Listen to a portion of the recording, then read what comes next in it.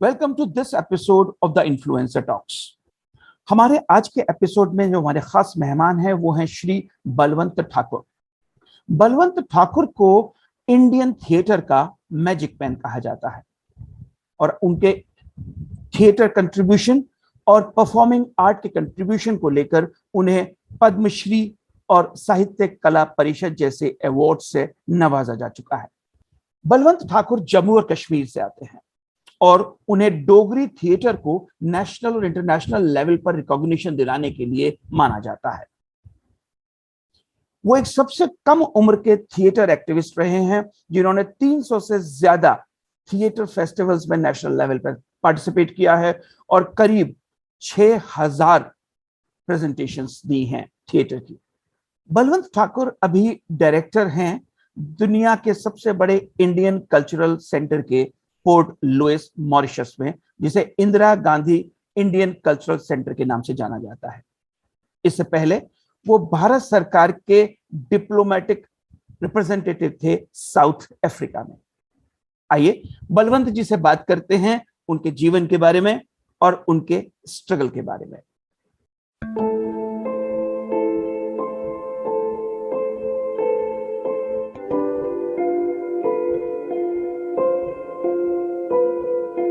Padma Shri Balwant Thakur is one of the most creative theatre directors of the country who has given a new identity to Indian theatre with his highly innovative theatre productions. Decorated with the highest Indian honor in performing arts, that is Sangeet Natak Academy Award for Direction in Theatre, Balwant Thakur is credited for being the youngest theatre director of India who has participated in over 300 national theatre festivals as director and holding over 6,000 events, which is a record in the country. 1960 born, Balwant Thakur has been honored by a number of social, cultural, religious organizations and various cultural academies and organizations outside the Union Territory of Jammu and Kashmir for his valuable contribution in theatre art and direction. He has also been honored with the title Duggar Ratan and Royal Award Maharaja Gulab Singh Memorial Award 2011, Tagore Samman 2012, Gursharan Singh Commitment to Theatre Award, World Theatre Day Honour of Punjab Government in 2013. In the same year, Balwant Thakur was conferred Padma Shri by the President of India in 2013 for his remarkable achievements in theatre art. Balwant Thakur ji, आपका the influencer talks में बहुत बहुत स्वागत है। और questions का सिलसिला शुरू करते हुए मैं ये जानना चाहूंगा सबसे पहले, अभी कुछ ही दिनों पहले आपने इंडिया कल्चरल सेंटर मॉरिशस में एज ए डायरेक्टर चार्ज लिया है, तो और उससे पहले आप इंडिया के रिप्रेजेंटेटिव थे, cultural representative for South Africa. तो as a cultural representative of India आपकी रिस्पॉन्सिबिलिटीज वहां क्या रहती हैं, किस तरह से आप उनका निर्वाह करते हैं? देखिए, मतलब ये सवाल बहुत कम मौका मिलता है इस एक इंटायरली डिफरेंट प्लेटफॉर्म पे अलग अलग जगह बहुत सारी बात होती है, लेकिन बहुत कम ओकेजन्स रहते हैं जब हम लोग इसको थोड़ा, क्योंकि जितनी भी आर्ट्स के साथ जुड़ी हुई कम्युनिटी है, जितने हमारे दोस्त हैं जो आर्ट प्रैक्टिशनर्स हैं, थिएटर से जुड़े लोग हैं, फिल्म से जुड़े जो लोग हैं, या मैं चूंकि लिखता भी हूँ तो हमारे लिटरेरी सर्कल के लोग हैं, तो बहुत कम लोगों, मतलब ज्यादा मेजॉरिटी लोगों को ये लगता है कि साहब ये इट इज ओनली पोजीशन, जिस तरह हम लोग एक डायरेक्टर कल्चर होते हैं या सेक्रेटरी कल्चर होते हैं या बला बला जो जितनी पोजीशंस हमारे देश में है, इनका काम the work is limited only to holding events, exchange और कोई और आइडेंटिफाई करना है, प्रिजर्वेशन और प्रमोशन और डॉक्यूमेंटेशन, इसके बियॉन्ड हेयर देयर कुछ नहीं होता। हमारा थोड़ा काम जो है ये भी है, ये नहीं कहता कि ये नहीं है। मैं सबसे पहले आपको बता दूं कि मैं इस समय Indira Gandhi centre for Indian culture जो है, जो पोर्ट लुई में है मॉरिशस में, उसका डायरेक्टर हूँ। और एक अच्छा लग रहा है ये बताते हुए भी कि ये दुनिया का सबसे बड़ा इंडियन कल्चर सेंटर है। और इनफैक्ट ये वैसे भी अदरवाइज हिंदुस्तान में इतना बड़ा सेंटर कोई नहीं है विद इन कंट्री। ये 20,000 स्क्वायर मीटर में फैला हुआ है ये कैंपस है, जिसका मैं इस समय डायरेक्टर हूँ। और अच्छा लग रहा है, और मुझे इसलिए भी एक चैलेंजिंग लग रहा है, मुझे 1 महीना हुआ अभी आए हुए, कि चूंकि मैं कल्चरल एडमिनिस्ट्रेशन से भी हूँ और क्रिएटिव व्यक्ति भी हूँ, तो बार बार स्पेस को देख करके, ये ऐसी जगह स्थित है यहाँ, मतलब पूरा मॉरिशियस मतलब चारों तरफ से सेंटर में है, और हर सड़क जो है इसके चौराहे पे आकर मिलती है, और बिल्कुल सामने ये सेंटर है। बहुत खूबसूरत बिल्डिंग बनी है। बड़े ही इम्पोर्टेंट हमारे पेंटर हैं हमारे देश के, क्या नाम, सतीश गुजराल नाम सुना होगा, बहुत फेमस पेंटर, उनका डिजाइन है ये, उनका डिजाइन किया हुआ बिल्डिंग है। और इसमें इसके अंदर बहुत अच्छा इंफ्रास्ट्रक्चर है। एक ऑडिटोरियम्स हैं 2-3 हैं, उसमें सेमिनार हॉल्स हैं, स्पेसेस हैं, स्टूडियोज हैं इसके अंदर, और we run lot of programmes है। और इसमें रेगुलर फिल्म शोज होते हैं, हमारे पास फिल्म प्रोजेक्शन सिस्टम भी है, और मतलब बाकी कार्यक्रम तो रहते ही हैं। और ये कहते हुए बड़ा अच्छा लगता है कि आए दिन यहाँ देश के प्रधानमंत्री और राष्ट्रपति भी आए रहते हैं हमारे इस कैंपस में। तो ये पब्लिक का सबसे बड़ा हैपनिंग, मॉरिशस का हैपनिंग सेंटर जिसको मैं यहाँ कर रहा हूँ, ये तो एक एस्पेक्ट रहा। बीइंग ए कल्चरल डिप्लोमेट, हमारा जो मैं मतलब बड़ा आम भाषा में बताने की कोशिश करूंगा, क्योंकि विदाउट गोइंग इनटू टेक्निकलिटीज, देखिए एक समय था हम दूसरे देशों में जाकर के जिस स्थान को कैप्चर करना होता तो हम लोग हाथी घोड़े लेके जाते थे और सेना लेके जाते थे, और फिजिकल पावर से उन चीज उसको अधीन अपने करते थे। अब सब समय बदल गया है जी। ये इंटेलेक्ट की लड़ाई है, और यहाँ पे आपको एक इंटेलेक्चुअल कॉन्स्टिट्यूएंसी को अपने आप में उसको एक्सटेंड करने के लिए ये कल्चरल डिप्लोमेट्स की भूमिका रहती है। A prime mandate of a cultural diplomat is to bring nations together through cultural and educational initiatives. और ये दो देशों के बीच में और भी संबंध कितने घनिष्ठ हो सकते हैं जी, उसकी क्या पॉसिबिलिटीज हैं, कौन कौन से एरियाज हैं यहाँ पे हमारा कोलैबोरेशन हो सकता है। और प्राइम बात है कि भारत का परचम, भारत की संस्कृति का परचम कितनी जल्दी, कितनी तेजी से पूरे लेंथ एंड ब्रेड्थ पे हो सकता है।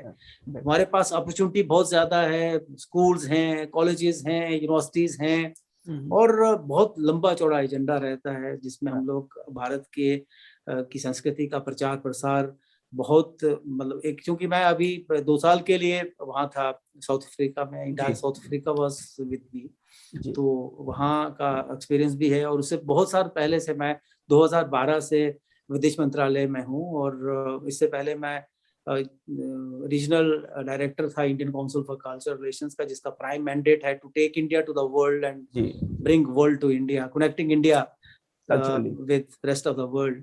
और वीजा भी वो दोनों तरफ का जो सांस्कृतिक आदान प्रदान है उसमें प्राइम वो था, वो हम देख रहे थे।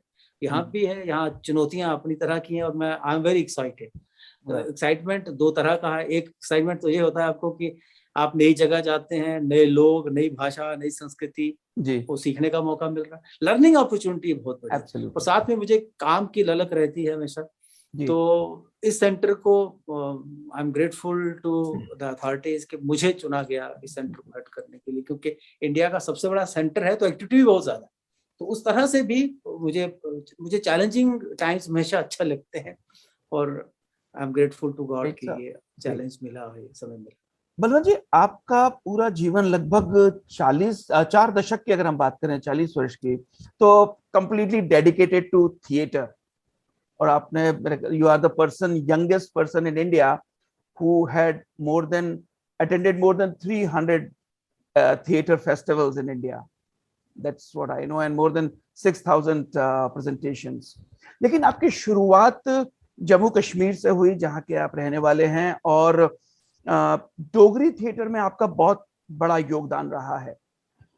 आप थोड़ा सा हमें अपने जीवन के शुरुआती दिनों में लेके चलिए, ये थिएटर कैसे शुरू हुआ? क्योंकि आप एक बहुत ही अच्छे ब्रिलियंट स्टूडेंट रहे, आपने लॉ किया, और फिर थिएटर में आप फुल टाइम जुड़ गए, तो ये सब कैसे हुआ? क्यों हुआ?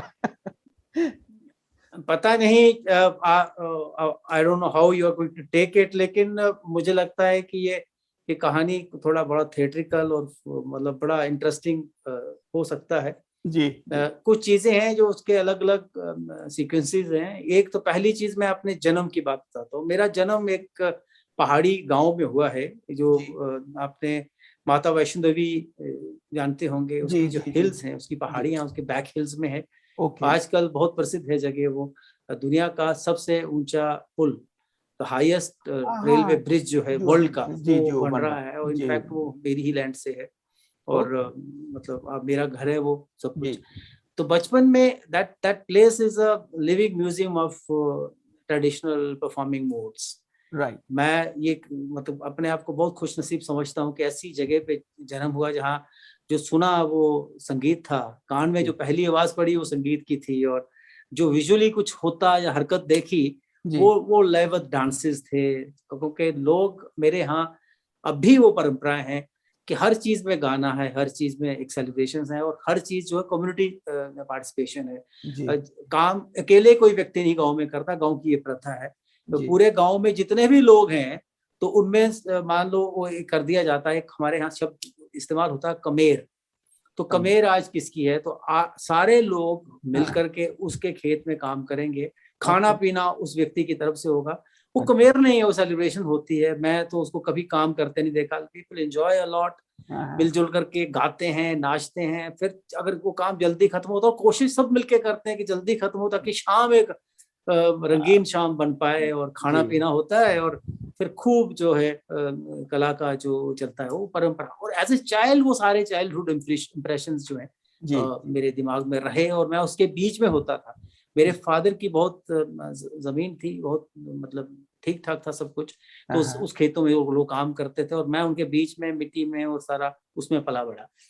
सडनली उनको ये लगा कि गांव में मेरी एजुकेशन जो है नेक्स्ट कट में ले जा रहा हूँ आपको, ठीक नहीं है, और उनके पास सुविधाएं बहुत थी मेरे पिताजी के पास। तो उन्होंने मुझे वहां से एकदम से अपरूट करके एक ऐसे बोर्डिंग में डाल दिया, ऐसे स्कूल में डाल दिया जहाँ पे इंटायरली डिफरेंट था। तो मेरे लिए एक बहुत बड़ा चैलेंज था।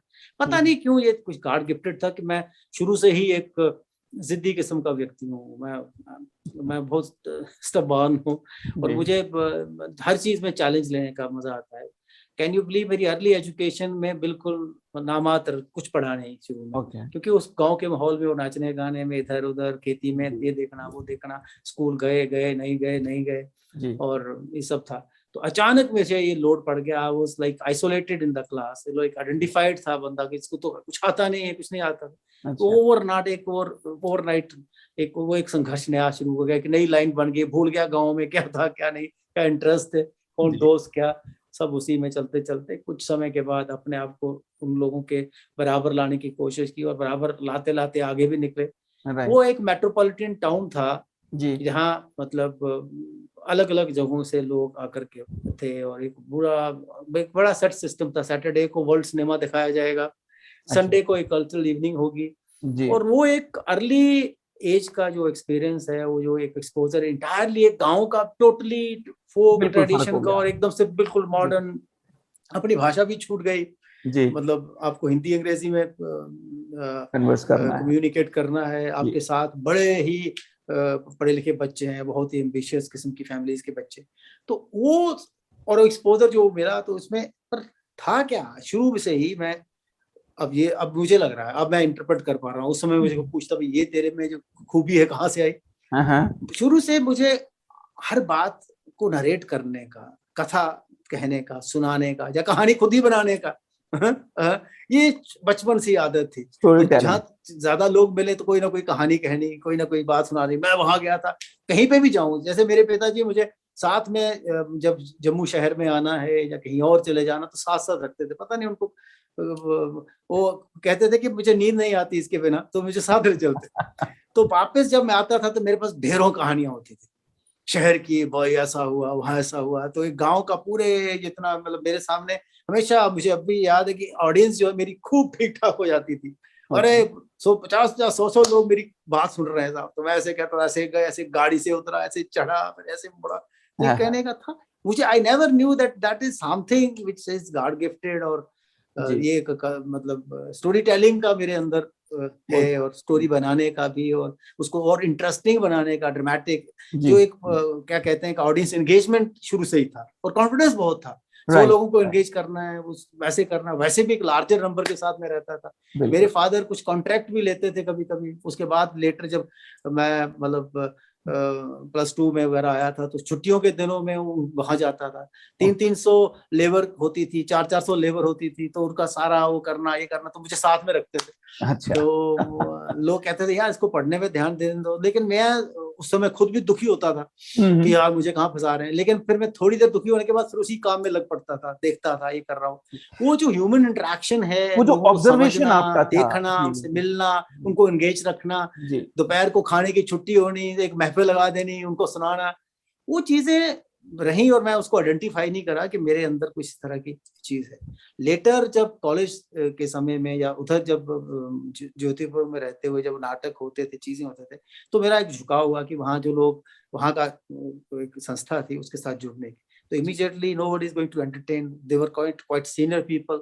मैं तो छोटा एक स्कूल गोइंग लड़का था, उसको तो लेंगे नहीं।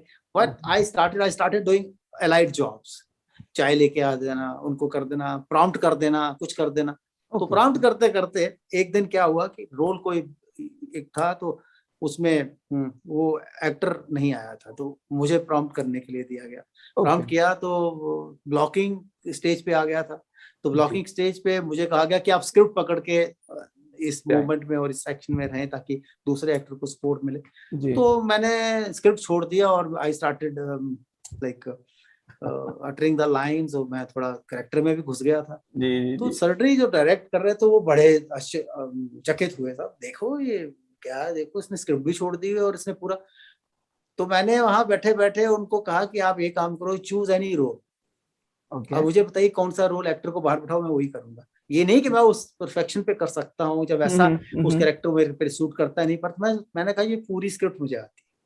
That was the kind of interest I had for theater. Suddenly था, कैसा था कि उनसे इतना में था कि मुझे कहीं मौका तो दें, एक बार मौका दें। तो मेरी सीरियसनेस को देकर के बहुत अप्रिसिएशन भी हुआ और इंकरेज भी किया गया। देखिए मैं समझता हूँ कि अच्छे लोग हमेशा हर वक्त हर स्टेज पे आपको मिलेंगे, वो आपको अप्रिशिएट। और एक और कारण के अप्रिसिएशन आप अपने आप अट्रैक्ट करते हैं, प्रोवाइडेड आपका सिंसियरिटी, आपका एफर्ट इतने हाईएस्ट लेवल का हो। कोई भी आपसे आपके काम को देखकर, वो सब लोग, इनफैक्ट उनको मैंने कहा कि इन फ्यूचर जो भी एक्टर नहीं आया होगा, इस पूरी स्क्रिप्ट को मैं जवानी आपको सुना सकता हूं। और सब everybody was like really stunned, यार देखिए कैसे पॉसिबल है। वो फिर सब कहते हैं यार यू मस्ट टू, ये तुम पढ़ाई तो कर रहे हो। पढ़ने में मैं ठीक हो गया था, I was a brilliant student, और साथ में ये करने से तो स्लोली चीजें बनी। कॉलेज में आया तो ये था, मतलब एक तो सबसे बड़ी ऑर्गेनाइजिंग एबिलिटी बहुत थी, हमेशा अकेले रहना, 20 25 30 दोस्तों को साथ लेके चलना। और पढ़ने में चूंकि ठीक ठाक थे, तो जब पढ़ने वाला बच्चा ठीक होता तो उसके आगे पीछे भीड़ वैसी जुट जाती है। कुछ तो उससे मतलब कुछ जानना चाहते हैं, और कुछ लोग हाँ कॉलेज का थिएटर किया। फिर यूनिवर्सिटी गए, तो यूनिवर्सिटी में आपको पता है this opportunity is very different. You get like zonal, national, इस तरह की चीजें। तो तब भी जम्मू यूनिवर्सिटी जो है उसका कोई मतलब बड़ा अच्छा क्या कहते हैं कि नाम नहीं था जोनल नेशनल में। उस नाम को भी बदला, और ये अपने आप में एक चैलेंज ली। पहली बार जब गए तो देखा तो हम तो कहीं नहीं, हमारे लिए तो ऑडियंस ही रुक के राजी नहीं है। जब हमारा अनाउंसमेंट होता next item is by University of Jammu, तो people used to move out. वो कहते हैं ब्रेक टाइम है ये, चलिए चाय पानी पी के आते हैं और उसके बाद आते हैं। तो एक बहुत बड़ा चैलेंज निकला। सब बाकी सबको लगता है यार ठीक है ना यार, आए हैं, सैर किया है, दूसरा शहर देखा है, इंटरेक्शन हो गया है। टू बी वेरी ऑनेस्ट, साथ में लड़कियां हैं, ये है वो है, मस्ती है ना। तो बड़ा चैलेंज है कि वापस जाकर वाइस चांसलर को बताया कि साहब this is not done, you give me the liberty, I would like to see that our university gets some like एक क्या कहते हैं कि reasonable place in that All India Inter University. तो फिर मैंने for continuously for 2 years I brought best play and best director for for the university पूरे Okay. देश में। Right. तो वो एक ऐसा टर्निंग और ऐसा समय था जब लोग मेरे पे ये भी उंगली उठाते थे कि ये साहब यूनिवर्सिटी ने बाहर से कोई प्रोफेशनल हायर किया हुआ है, स्टूडेंट नहीं हो सकता। कई बार इस तरह की कंट्रोवर्सीज भी हुई। Okay. तो वो भी मुझे बड़ा, I took it as a compliment. It's a compliment, yeah, of तब मेरे को course. बहुत सारे लोगों ने कहा कि you should seriously think of taking up theatre as a full time profession. लेकिन हालात ये थे कि जी। कोई सक्सेस स्टोरी नहीं थी, और पूरे प्रदेश में, जम्मू कश्मीर में किसी भी व्यक्ति ने आर्ट्स को एक फुल टाइम प्रोफेशन चुनने का डिसीजन नहीं लिया था। और मेरे लिए सबसे ज्यादा धर्म संकट और ये समझिए एक मेरे माइंड में जो कॉन्फ्लिक्ट, जो पीयर प्रेशर्स थे, I was a good student. और मुझे लेकर के, जब आप थोड़ा पढ़ने में ठीक होते हैं तो आपके माँ बाप के एक्सपेक्टेशंस भी वैसे बन जाते हैं। बिल्कुल। तो अब इट वाज वेरी चैलेंजिंग। और मैं अब कहता हूँ कि भैया, अब मैं डरता हूँ इस समय, लेकिन उस समय पता नहीं क्या था, जोश था साहब, नथिंग डूइंग, पूरे हालात से लड़के, जुझारूपन से ही काम होता है सर। भाइयों से, सबसे लड़के, फाइनली आई डिसाइडेड, कह दिया अपने आप से, डिक्लेयर कर दिया कि मैं करूंगा तो सिर्फ थिएटर करूंगा, कुछ नहीं करूंगा। भूखा रहूंगा तो भी करूंगा, खा पाया तो भी करूंगा। तो दैट्स हाउ। और एक और चीज मैं आपको ये बताना चाहता हूँ इससे पहले आपको, और सिंस मैंने वो जो समय होता है एकेडमिक्स ज्वाइन करने का, उन दिनों +2 के बाद नेशनल स्कूल ऑफ ड्रामा में लेते थे। राइट। तो मैं तो ऑलरेडी पोस्ट ग्रेजुएट था। राइट। तो ऐसे समय में बहुत लोगों ने कहा कि you should join national school of drama, लेकिन चूंकि मैंने कहा कि मैं बहुत एकेडमिक्स में आगे निकल आया और already given lot of time, तो मैं थोड़ा रिलक्टेंट रहा। और ये एक अपने अंदर ये कॉम्प्लेक्स था कि मेरा फॉर्मल एकेडमिक्स नहीं है, तो थिएटर को बहुत पढ़ा। राइट। ज्यादा पढ़ा, प्रैक्टिकल पढ़ा है। हाँ, प्रैक्टिकल किया भी। और थिएटर की हिस्ट्री, चाहे वर्ल्ड थिएटर की हिस्ट्री की बात करें, या आप नाट्य शास्त्र की बात करें, आप जितने एस्टैब्लिश स्कूल ऑफ थॉट हैं उनकी बात करें, एंडलेस नंबर ऑफ वर्कशॉप्स किए, बड़े बड़े टॉप जो डायरेक्टर्स हैं उनके साथ काम करने के लिए निकल पड़े, ताकि ये इस कॉम्प्लेक्स ने, मुझे लगता है कि मुझे ज्यादा पढ़ने पे मजबूर किया। और मैं अपने आप में ये लगता था कि नहीं, ये ना हो कि कल कोई उंगली उठाए और मैं I have to cut a sorry figure. बिल्कुल जी। बलवंत जी, मैं थोड़ा सा अब यहाँ से एक जंप ले रहा हूँ, फिर अपने आपके टॉपिक पर आएंगे। अभी आपने जिक्र किया कि थिएटर आपने इस जुझारू अपने जीवन में एक जुझारूपन के साथ किया है। एनएसडी का भी आपने नाम लिया, नेशनल स्कूल ऑफ ड्रामा। मुझे एक चीज ये समझ में नहीं आती है कि हिंदुस्तान में नाटक, स्पेशली नॉर्थ में, why it is dying down, खत्म क्यों हो रहा है? इंटरेस्ट लोगों का अब क्यों नहीं है? ये रीजन समझ में नहीं आता है। देखिए, एक लंबी कहानी बन जाएगी, लेकिन इसको मैं कोशिश करता हूँ जितना कट शॉर्ट करूँ, क्योंकि मैं बड़ा क्लोजली हर चीज को मैंने अपने लेवल पे करने की कोशिश की है। एडमिनिस्ट्रेशन में भी रहा हूँ, एनजीओस भी चलाए हैं, बहुत चैलेंज से लेकर के ऑडियंस बिल्डिंग कैसे होगा। और सबसे इम्पोर्टेंट पार्ट ये रहा, जैसे मैंने when I took the decision to take up theatre as a full time profession, बहुत सारे लोग अपने जो रिलेशंस में जो मेरे को लेकर के काफी इंस्पायर कर रहे थे, पॉजिटिवली सोचते थे मेरे लिए, वो भी they went to a shock. ये एक सोसाइटी की सबसे बड़ी ट्रेजेडी मैं मानता हूँ कि हम लोगों का बहुत लिमिटेड विजन है। We as a society, particularly in northern India, arts के लिए, क्रिएटिव चीजों के लिए, इंटेलेक्चुअल चीजों के लिए हमारे पास कोई समय नहीं है, और कोई स्थान नहीं है, वन थिंग। और सोसाइटी में कोई रिकॉग्निशन और रिस्पेक्ट नहीं है। उसके लिए मैं समझता हूँ कि बैकवर्डनेस है इंटायर रीजन, बहुत ज्यादा बैकवर्डनेस है। हम लोग, सोसाइटी का एक विजन होता है, कलेक्टिव विजन सोसाइटी का कहते हैं। We as a society lack that vision. हमें कोई पूछे कि आप एज सोसाइटी, आपका एक विजन सोसाइटी का क्या है, वो कहते हैं वो क्या होता है, मेरी रोटी, मेरा कपड़ा, मेरा मकान, मेरे बच्चे वो सेटल हो जाए। सेटल भी कहाँ हो जाए, डॉक्टर बने, इंजीनियर बने, इसके अलावा कोई प्रोफेशन ही पता नहीं। बिल्कुल। और मतलब बहुत कम, मुझे लगता है कि ये एक बहुत बड़ी लड़ाई है। आप देखिए, अगर इसके कंपैरिजन में आप यूरोप में चले जाइए, आप यूएस में चले, for that matter barring India या इंडिया के आसपास के विसिनिटी के देशों को छोड़ के आप दूसरी डेवलप्ड वर्ल्ड में जाए, तो आपको पता चलता है कि सोसाइटी अंडरलाइन करती है आर्ट्स के रोल को, उसके महत्व को। कोई बच्चा ऐसा नहीं है, स्कूल गोइंग स्टूडेंट जी पूरे डेवलप्ड वर्ल्ड में आप किसी देश का एक का नाम मैं क्यों लूं जिसका आर्ट्स इंटरवेंशन नहीं है। Absolutely. ये एक as a part of their upbringing, they are जी exposed to poetry, they are exposed to music, they are exposed to films, they are exposed to theater. जी देख पर कर नहीं पाएगा, देखेगा जरूर। और फिर people take pride in going to theatre. Absolutely. घर का जब बजट बनता है उस बजट में पैसा रखा जाता है कि साहब जब हम लोगों को ये खरीदना है वो खरीदना है, ऐसी चीज करनी है। जैसे आप मंथली बजट बनाते हो तो उस बजट में they give money for watching theatre. देखिए वहां तो आपको पेंटिंग देखनी है, उसके लिए भी तो पैसे देने हैं। एब्सोल्युटली। तो ये एक सोसाइटी की वैल्यूज की बात है। मुझे लगता है कि वी लैक दोस वैल्यूज और हमें वो वैल्यूज इनकलकेट करने की, हम जो आर्ट प्रैक्टिशनर्स हैं, मैं कई बार हर फोरम पे कहता हूँ हमें सिर्फ आर्ट नहीं करना है। मैं भी अपनी सेटिस्फेक्शन के लिए कर रहा हूँ, नहीं जी मैं थिएटर कर रहा हूँ, मैं फिल्म में जाना चाहता हूँ, लेकिन हम कलाकारों की, हम इन चीजों से, इस एक्टिविटी से जुड़े हुए लोगों की एक लार्जर रिस्पॉन्सिबिलिटी है कि हम लोग इन वैल्यूज को भी बच्चों में, सोसाइटी में इनकलकेट करें और उनको ये भी बताएं। और वही मैंने अपने फील्ड में, अपने रीजन में ये डिमॉन्स्ट्रेट करने की भी कोशिश की है कि आर्ट्स और थिएटर का एक बहुत बड़ा रोल है सोसाइटी की, इंटायर सोसाइटी की अपब्रिंगिंग की, इंटायर सिविक लाइफ को चेंज करने की। Art has a larger role. Don't limit art only to entertainment. Art का काम आपको खुश करना नहीं है जी। आर्ट का काम एक नई सोसाइटी को बनाना भी है। और आर्टिस्ट की मुझे लगता है कि बहुत बड़ी जिम्मेवारी है उसी चीज को समझते हुए। तो वैसे आपने जो पूछा मैं आपको बता रहा हूँ कि देखिए समाज की कदरें बदलनी पड़ेगी।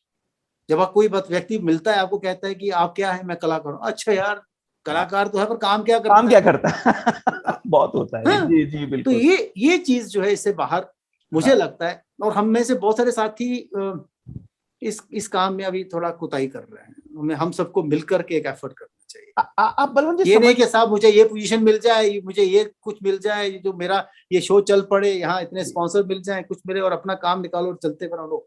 Theatre is not for that. Theatre is theatre and for that matter all arts are meant to make a new society. वो सोसाइटी जो दुनिया की सबसे आगे और सबसे सूझबूझ वाली सोसाइटी हो, वो बना सकते हैं। बोले जी हमारे यहाँ क्या आप समझते हैं कि इंस्टीट्यूशंस की कमी है जो ट्रेन कर सके लोगों को? जैसे हम नेशनल स्कूल ऑफ ड्रामा की बात कर रहे हैं, आज वो भी कमर्शलाइज हो गया इन द सेंस कि ज्यादातर जो वहां ट्रेनिंग लेते हैं, जो एनएसडी पास आउट्स हैं, उनके लिए टेलीविजन या फिल्म यही रह गया है। थिएटर में वो लोग भी इंटरेस्टेड नहीं है, जबकि ओरिजिनली हम माना यह जाता है कि national school of drama is a theatrical institution, theatre के लिए है वो। तो और उस एनएसडी के अलावा और इंस्टीट्यूशंस क्या कमी है जो इस चीज को प्रमोट नहीं कर पा रहे हैं? देखिए पहली चीज तो तय बात है कि कमी बहुत है जी। कमी मैं उस हिसाब से भी कहता हूं कि देखिए इतनी बड़े देश में 135 करोड़ की आबादी में आपका एक नेशनल स्कूल ऑफ ड्रामा जो सिर्फ 20 स्टूडेंट्स को कर सकता है, 135 करोड़ की आबादी में 20 बच्चों को ऑब्जर्व करने वाला एक सेंटर, वो क्या इफेक्ट और क्या इम्पैक्ट दे पाएगा इतने बड़े वॉल्यूम के देश में जी। इनफैक्ट हर स्टेट में एक नेशनल स्कूल ऑफ ड्रामा के बराबर का इंस्टीट्यूशन हो तो फिर कहीं आर्ट्स का, थिएटर का कोई लार्जर इम्पैक्ट बन सकता है। क्योंकि थिएटर और आर्ट्स मुझे लगता है एज ए रेवोल्यूशन, मैं जो कि एडमिनिस्ट्रेशन से हूँ तो मेरा जो विजन है कि एज ए रेवोल्यूशन तभी सोसाइटी में ला सकता है जब इसकी एक एक्टिविटी का वॉल्यूम बढ़े। ये बहुत ज्यादा पहुंच पाई। स्कूलों में, कॉलेजेस में अभी इंट्रोड्यूस किया एनसीईआरटी ने कि theatre has been introduced as a subject. वो भी कौन सा? Optional subject. अरे ऑप्शनल सब्जेक्ट कौन पढ़ता है? To be very honest, optional subjects are, जो भी सब्जेक्ट्स हैं, people have been taking those as formalities. अच्छा ठीक है, खाना पूरी के लिए उनको रख लो। पॉलिटिकल विल नहीं है। We are lacking political will. Do we have a cultural policy in our country? पहला सवाल है, कोई नहीं है। क्योंकि हम वो जमात हैं जो वोट बैंक पॉलिटिक्स का हिस्सा नहीं है। राइट। और देश की सरकार, देश की सब चीजें जो हैं वो वोट बैंक पॉलिटिक्स से बिल्कुल जुड़ी हुई है। कौन सी चीज है जो लार्जर वोट बैंक को इन्फ्लुएंस कर सकती है, वो सरकारों की प्रायोरिटी रहती है। मुझे कई लोग पूछते हैं कि ये आप बोलते हो, तो मैं बेबाकी से बात करता हूँ। फैक्ट ऐसा ही है कि अगर ये वोट बैंक पॉलिटिक्स से बियॉन्ड हमारे पॉलिटिशियन सोच पाए और आर्ट्स की एक लार्जर के रोल, आर्ट्स के एक रोल को समझ पाए कि हमारी सोसाइटी, अगर हम इससे अपने देश को और बेहतर देश बनाना चाहते हैं, अपने देश की इंटेलेक्चुअल लाइफ को और इनरिच करना चाहते हैं, तो हमें आर्ट्स को प्रमोट करना पड़ेगा, which unfortunately we are not doing.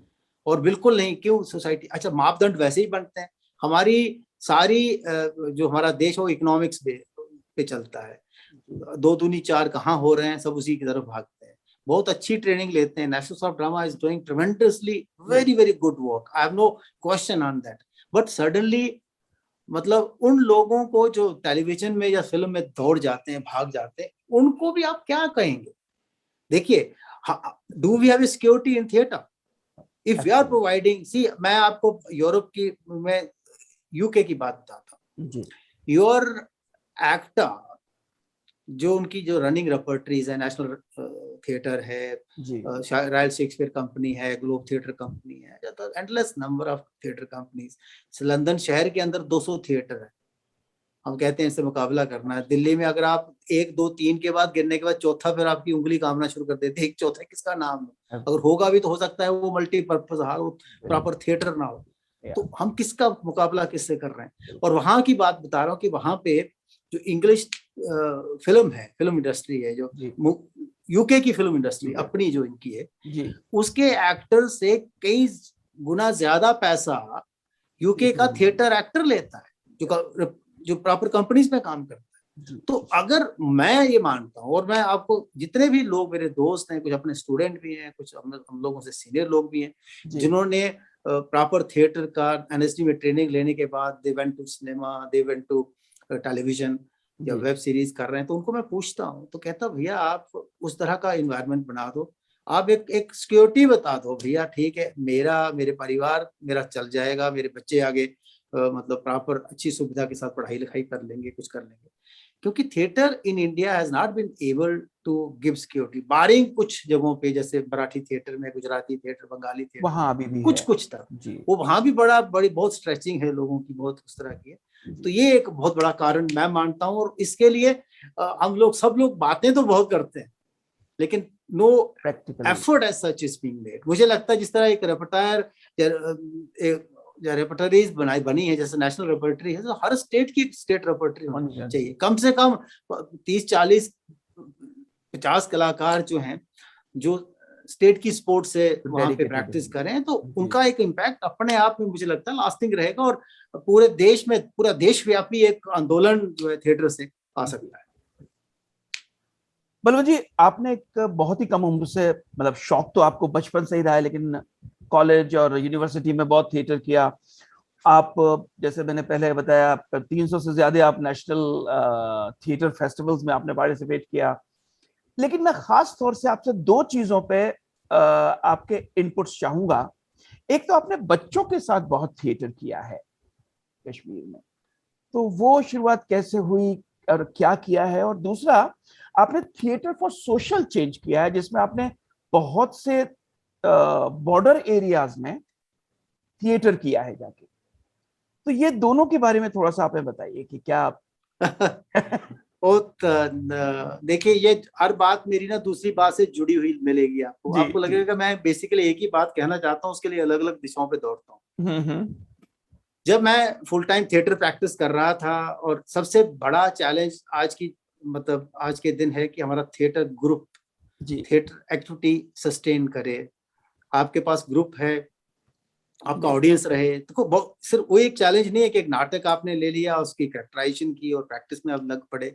Hindustan में वो प्रोफेशनल सेटअप तो है नहीं, अमेरिका की तरह या और देशों की तरह, यहाँ पे क्रिएटिव आदमी का काम खाली क्रिएटिविटी करना है, डायरेक्टर ने कुछ नहीं करना, सिर्फ अपना एक उस प्रोडक्शन को डिजाइन करना है, थिएटर प्रोडक्शन मैनेजर और है, प्रोड्यूसर कोई और है, हर डिपार्टमेंट बटे हुए हैं, वो अपने अपने लेवल पे देख रहे हैं, आप खाली और खाली अपनी 100% एनर्जी उसमें दे रहे हो। हमारे देश में और हमारी सिचुएशन में ये है कि वो झाड़ू से लेकर के, वो डायरेक्शन से लेकर के, पीआर करने को लेकर के, फाइनेंस मैनेजमेंट को लेकर के, हर चीज उसी व्यक्ति को खुद सोचनी है, या जो उसके साथ लोग जुड़े हैं उनसे उसने करवानी है, और जाओ एज ए टीम सब लोग सारा काम करते हैं। जो आपका लीड एक्टर है बेचारा हो सकता है कहीं टिकट बांट रहा हो, कहीं डोनेशन लेने गया हो, कहीं कुछ और कर रहा हो, या बला बला, मतलब ये सारे काम करने पड़ते हैं। तो उसमें जो चैलेंज मुझे लगा, एक ऑडियंस की बहुत कमी थी जी, सेकंड नया फ्रेश ब्लड जो है वो ज्वाइन नहीं कर रहा है, आपको बहुत कम लोग आ रहे हैं, न्यू एस्पायरेंट बड़े कम आ रहे हैं, और खासकर जो एक प्रोसेस से निकले लंबे समय तक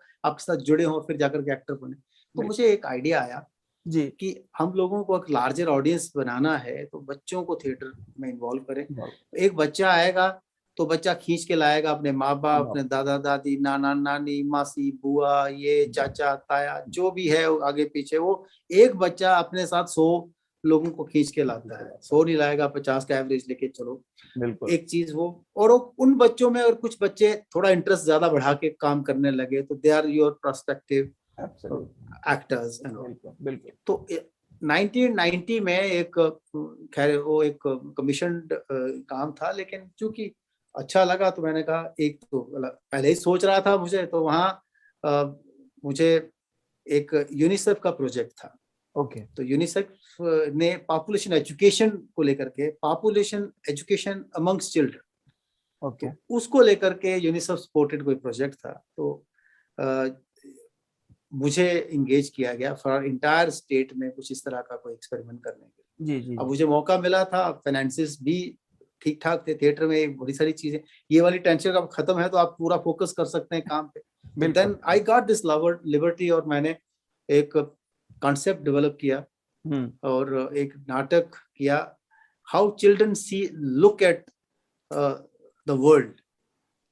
बच्चों के आंखों से, उनके विजन से दुनिया क्या है, राइट, और इस समय में जबकि ये पॉपुलेशन हमारे देश की दिनों दिन बढ़ रही है, हाउ डू दे फाइंड। तो ये नाटक का मैंने नाम रखा मेरे हिस्से की धूप कहाँ है। और ये नाटक अब मुझे कहते हुए बहुत अच्छा लग रहा है कि आज 1990 और आज 2021 है, जी, आज भी ये 31 इयर्स के बाद भी हाँ, ये नाटक हमारे रेpertoire में है, और ये नाटक अब भी खेला जाता है।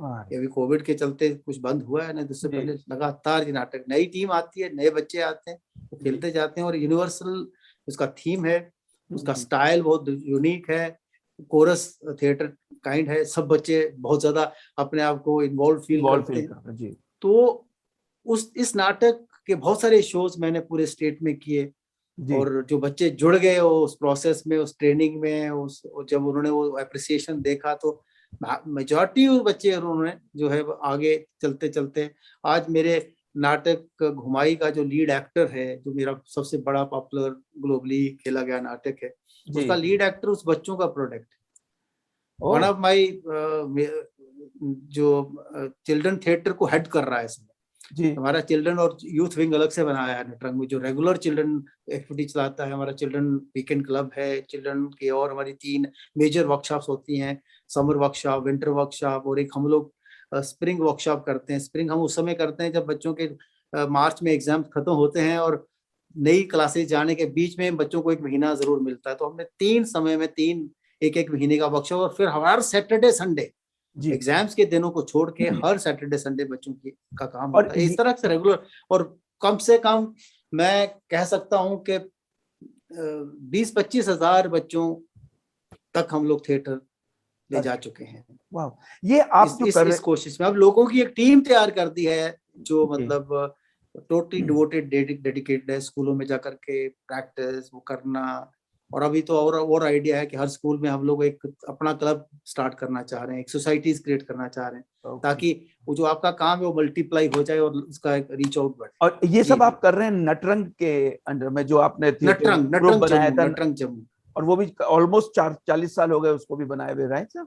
हाँ, मतलब हम लोग 38 इयर्स जो है वो कंप्लीट कर चुके हैं। तो ये भी अपने आप में एक, मतलब आज ग्रुप्स, ऑर्गेनाइजेशंस और ऐसे माहौल में तो सस्टेन करते ही नहीं है एक लार्जे समय तक। और आप जो कह रहे थे कि थिएटर फॉर सोशल चेंज, जी, मुझे ये भी एक समय में लगा कि जैसे एक तरफ मैं नए ऑडियंस बिल्डअप करना चाह रहा था, एक तरफ मैं नए चाह रहा था कि नए लोग और जुड़े, तो बच्चों का थिएटर स्टार्ट किया। साथ में मैंने ये भी महसूस किया कि जब तक थिएटर का कोई यूटिलिटी हम लोग समाज में नहीं ला पाएंगे, जब तक कुछ उसका एक पहलू है कि थिएटर इतना एक इफेक्टिव मीडियम है ये फिल्म से, टेलीविजन से, प्रिंट मीडियम, ये जितने भी कम्युनिकेशन के मीडियम्स हैं उनसे बहुत सबसे इफेक्टिव। एक व्यक्ति जो एक नाटक देख लेता है वो पूरी जिंदगी भूल नहीं पाता, फिल्म भूल जाएगी और चीजें भूल जाएंगी। इसकी जो इफेक्टिव पावर है उसको मैं अंडरलाइन करते हुए मेरे दिमाग में आया कि क्यों नहीं हम लोग ये समाज की जितनी भी, और एक अलग से ग्रुप के बीच में एक विंग तैयार किया जाए जिसका जो डिवोटेड और डेडिकेटेड हो, विलेजेस में जाकर के स्ट्रीट थिएटर, एग्जैक्टली मैं स्ट्रीट थिएटर नहीं करता था, वहां पे भी ऑर्गेनाइज थिएटर करता। अच्छा। मतलब ये भी एक नया एक्सपेरिमेंट किया, स्ट्रीट थिएटर नहीं करना, तो करना तो खुले मंच पे करना, लेकिन थोड़ा सा कई जगह मिले तो एलिवेटेड स्पेस पे विद लाइटिंग विद साउंड, ताकि पूरा इम्पैक्ट भी कैरी करे।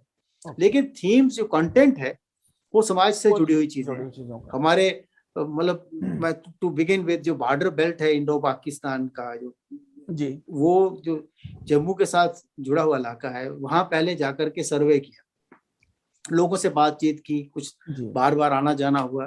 पहले ये ऐसे नहीं चले जाना, पहले देख के कि साहब इस इलाके में क्या चैलेंज है, किस तरह का की चीज इस समाज को चाहिए जिसमें एजुकेट करने की जरूरत है। तो बहुत सारे इश्यूज थे। पहले तो पूरे गांव के गांव अल्कोहल से नहाते थे, इन द सेंस कि मर्द लोग जो हैं, मतलब मेजॉरिटी आपको मिलेंगे जो हमेशा मतलब पिए हुए हैं, और घरों में उससे उस चीज से क्या हुआ कि टोटल इकोनॉमिक कंडीशन और बहुत सारी चीजें फिर जुड़ी हैं। मान लो एक आदमी दिन में 200 रुपए कमाता है तो शाम को 200 की पी जाता है, तो उसका घर कैसे चले। तो इस इशू को लेकर के मैंने, और ये खाली एक कोई भाषण ना दे करके या उस तरह का एक प्रचार ना करके, इस तरह का सेट स्ट्रक्चर क्रिएट किया नाटक का, ताकि वो इंटरेस्ट भी लगे उनको, वो अपने आप को आइडेंटिफाई भी करें उसी भाषा में, उन्हीं इडियम्स को यूज करते हुए, उन्हीं के संगीत को, उन्हीं की ट्रेडिशंस को, उन्हीं की भाषा को लेकर के। तो ये नाटक हमने खेलना शुरू किया। शुरू में रिजेंटमेंट भी हुआ, कुछ लोगों ने हम पे पथराव भी किया कि देखिए साहब ये तो हमें एक्सपोज कर रहे हैं, पर स्लोली उसका इम्पैक्ट बहुत था। और जब इस तरह का आप काम करते थे तो सरकारों को भी लगा कि नहीं ये तो यार ये तो बड़ा जबरदस्त मीडियम है, तो क्यों ना हम लोग इनकी सर्विसेज इसके लिए भी यूज करें। तो then government also came up with certain ideas, जो उनकी अपनी बातें थी जो पहुंच नहीं पा रही थी। सैनिटेशन को लेकर के बहुत बड़े इश्यूज थे, और चीजों को लेकर के थे, एजुकेशन के बड़े इशू थे, क्योंकि लिटरेसी रेट बहुत कम था। नए बच्चों को प्रॉम्प्ट करना है पढ़ाई के लिए, या अडल्ट एजुकेशन का, सोशल फॉरेस्ट्री, एनवायरनमेंट, बहुत सारी ऐसी चीजें फिर चलती चलती आई। और मैंने एक टीम डेडिकेट कर दी जो सिर्फ और सिर्फ इसी तरह के थीम्स डेवलप करती थी। और इम्पोर्टेंट इस काम की खूबसूरती क्या थी कि हम लोग इस तरह, क्योंकि जम्मू कश्मीर बहुत सारी भाषाएं हैं, बहुत सारे कल्चर हैं, it's like amalgamation of so many like लोगों को जम्मू कश्मीर बाहर से लगता है। Correct. मतलब डोगरी है, कश्मीरी है, पहाड़ी है, गोजरी है, बाल्ती है, लद्दाखी है, भद्रवाई है, शीना है, गुरेजी है, तो उसके बाद पंजाबी है, हिंदी उर्दू तो चलो है ही है। तो ये इतनी भाषाएं और कल्चर भी बहुत एक दूसरे से टोटली डिफरेंट। तो ये कोशिश उस टीम की ये रहती थी कि कुछ लोगों को लोकली उस एरिया में इन्वॉल्व किया जाए, ताकि लोग अपने आप को आइडेंटिफाई करें। जैसे मान लो आप राजौरी पुंछ के इलाके में गए तो वहाँ की जो भाषा पहाड़ी और गोजरी है, तो वो उसी नाटक की भाषा पहाड़ी गोजरी, और उन्हीं की ट्रेडिशंस और उन्हीं के जो मतलब आर्टिस्टिक जो ट्रेडिशनल म्यूजिकल एक्सप्रेशंस है उनको उसमें इन्वॉल्व करते, ताकि उससे ऑडियंस बढ़ा। कैन यू बिलीव, किसी भी जगह पे 20 से 25 हजार से कम लोग नहीं होते, और फिर प्रॉपर सेटअप के साथ, लाइटिंग, साउंड के साथ, हैवी साउंड यूज करना, वो भी पहाड़ी इलाके में लेके जाना। पहाड़ी इलाके में इतने लोग एक मैं ये कहना चाहता हूँ कि एक पूरा कम्युनिटी इन्वॉल्वमेंट कर दिया। और बड़े ध्यान से लोग सुनते थे, एक क्रेडिबिलिटी भी थी थोड़ी, क्योंकि सब लोगों को ये इच्छा रहती थी कि बलवंत ठाकुर तो हमारे गांव नहीं आया या हमारे इलाके में नहीं आया, तो पहले से पब्लिसाइज किया जाता है कि वो अपना नाटक लेके आ रहे हैं, तो लोगों में वो भी उत्साह रहता था बहुत सारा। तो ये इस तरह का काम मैंने बहुत किया है, और हजारों शोज की, और पूरी मतलब कोशिश की कि अपनी स्टेट के हर नुक्कड़ और हर कॉर्नर तक पहुंच पाऊं। बलवंत जी, मुझे तो ये लगता है कि अगर आपसे बात की जाए डिटेल में आपके बारे में, आपके जीवन के बारे में, तो शायद एक आध दिन भी कम है। तो लेकिन मैं एक आपसे आखिर में ये पूछना चाहूंगा कि अब जो परफॉर्मिंग आर्ट्स है, थिएटर है, इसमें जो नए लोग हैं, जो यंगस्टर्स हैं, उनको क्या एडवाइस करेंगे आप? देखिए, जैसा मैं बीच में कहने की कोशिश की है, जी, थिएटर इज टोटली मैजिकल। वो लोग जिनका कोई इंटरेस्ट नहीं है एक्टिंग में या किसी और चीजों में, डोंट कम टू थिएटर। ये वो फॉर्म है जो मैजिकली आपको ट्रांसफॉर्म करती है। और मैं ये बड़े, और मेरे पास बहुत सारी लिविंग एग्जांपल्स हैं, मैंने बहुत सारे एक्सपेरिमेंट ऐसे किए हैं। Endless number of civil servants जो मेरे पास थिएटर करने आए थे, बाद में उनके अंदर वो अपने आप को इतना एम्पावर्ड महसूस करने लगे, इतना कॉन्फिडेंस उनके अंदर आ गया जी, कि उनको लगा कि साहब इससे बेहतर कोई चीज ही नहीं है और वो दुनिया में कुछ भी कर सकते हैं। ये सारा जो है कॉन्फिडेंस उनको कहाँ से आया?